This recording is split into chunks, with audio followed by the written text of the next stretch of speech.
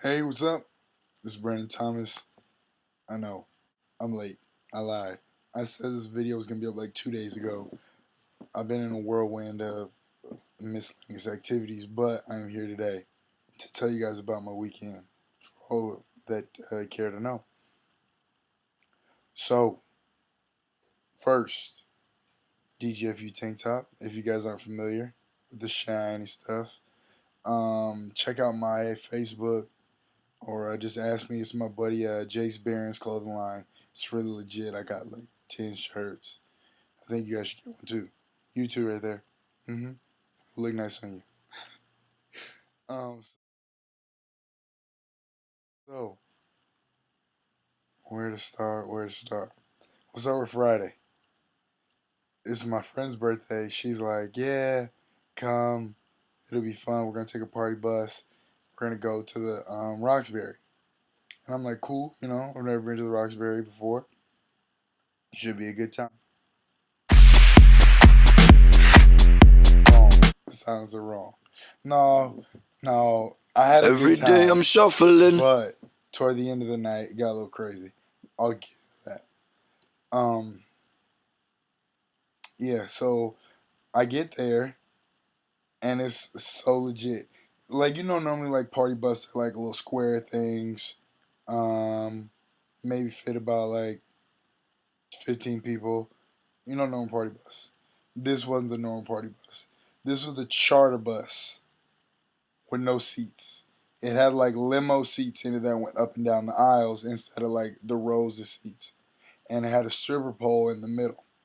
It was definitely pretty legit. Lights, um, Rockstar, ice, alcohol. I don't drink, so we get there, having a good old time at the club. Okay, so me myself, I'm a hip hop, R&B type of guy. When I go to the club, I like to dance, so I like to go to hip hop clubs, R&B clubs.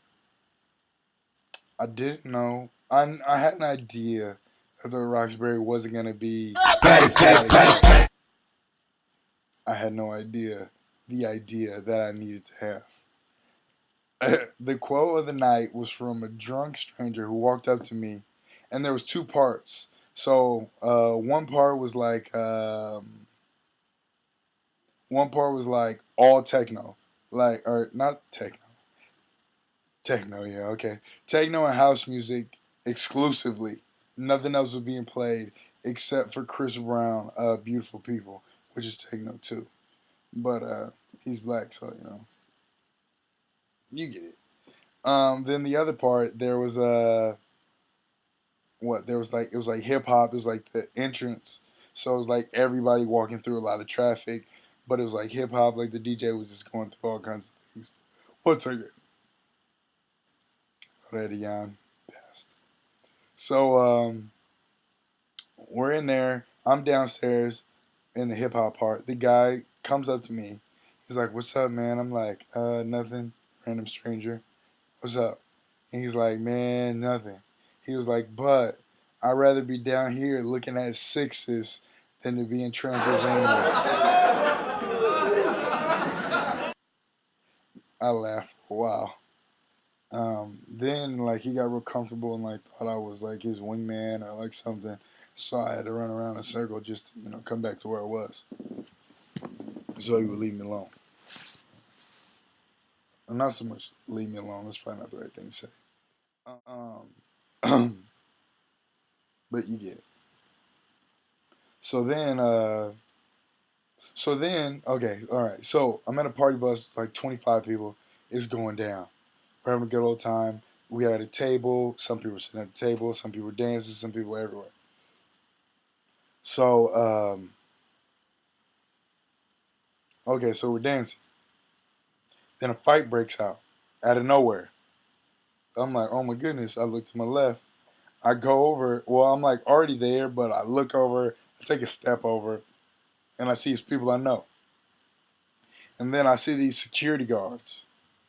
These security guards were NFL players that didn't make it. They had to be. That's the only way you can get this big and still not be like using the fat security guard where like somebody's like, oh yeah, I could take him.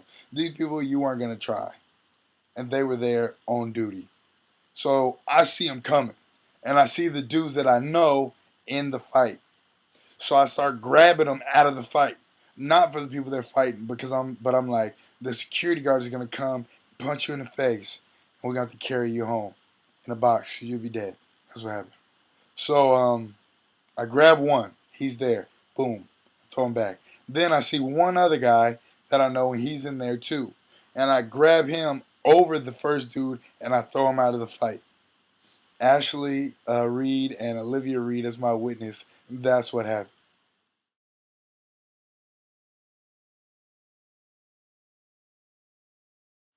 Then, what happened?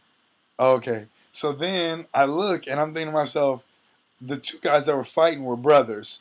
The brother that I pulled out second was getting punched by his brother that I pulled out first, which I thought was pretty funny. But he was drunk, so he thought that he was standing up for the team. Wrong answer. I'm sure he'll never see it that way. So then the fight's over. Security breaks it up. I'm like, hey, security, these guys were me. It was a mix up. Those guys were fighting. Like, get them out of here. They're like, okay, cool, thanks. I'm like, no problem. So then I go, and these guys go outside. And the guys that were fighting that I pulled out of the fight, they're welcome. They go follow them outside. Then the guys that got beat up by security follow them to the bus. So 2 o'clock comes, it's time to go. I'm rounding up people. You would think it was my event at some point, but it wasn't. But you know, just being a friend, I was completely sober. I don't drink at all, so I tend to be the sober guy who's helping out. So I'm running. I'm taking people to the bus. The birthday girl, she's scooting along. I'm helping her to the bus. We finally make it to the bus. Then I look. These guys are at the bus door. I'm like, oh my God, what am I about to do right now? I got no idea. And then I see the guys that came with us on the bus that I don't know too well yelling at these guys. And I'm like, dude, let's get on the bus. Let's go. No, nobody wants to do that. They want to fight. So everybody's outside at this point. Well, the guys that wanted to fight and the guys that had already been beat up by security are outside. They're about this close. You know the type, loud as a motorbike, but wouldn't bust a grape in a fruit fight. Each other, yet nobody's fighting.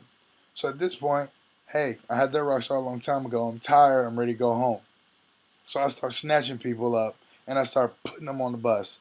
Yo, it's time to go. It's time to go. It's time to go. And this is where I lose my voice. This is why I sound like Barry White. Yeah, Barry White. I'm thinking of the deepest voice person I know, Barry White for sure. Now I start sounding like Barry White because I'm yelling at people. I'm telling them, hey, you get over there. And then, of course, because they're drunk, they start looking at me. Who are you? What are you doing? I'm like, dude, you get on that bus. Eventually, I had to use a little strength. I had to use my hands. And I had to use my voice to get everybody on the bus. But we made it out of there thanks to Emily Hirosian. I hope I said that right. But good friend of mine, she does the best thing, smartest thing I've ever seen. She goes up to these guys that are angry, pissed. One guy has two black eyes from the security. And she goes, no, baby, don't. And she just starts babying these dudes. And I'm like, no way Emily knows the guys that are trying to fight. Like, why don't she tell them to stop? I get on the bus and I'm like, Emily, you know those dudes? She was like, no, but anytime you call a dude baby, he calms down. I laughed for 10 minutes straight. But I appreciate her for that. Then Anthony Santos had my back too while I was trying to wrangle these guys. Mind you, the birthday girl is somewhere on the bus chilling. She has no idea what's going on. Eventually, I get the bus driver to close the bus door while I'm holding everybody on my back because now they want to get out and fight. Likely when nobody is really in danger anymore. But, it works like that. So then we're on the bus. We're going home. Everybody's sending me their drunk apologies. Oh, man, I didn't know. I'm really sorry. I was so upset. So now I'm sounding like a child, a hoarse child, because I had to come to the rescue for these kids.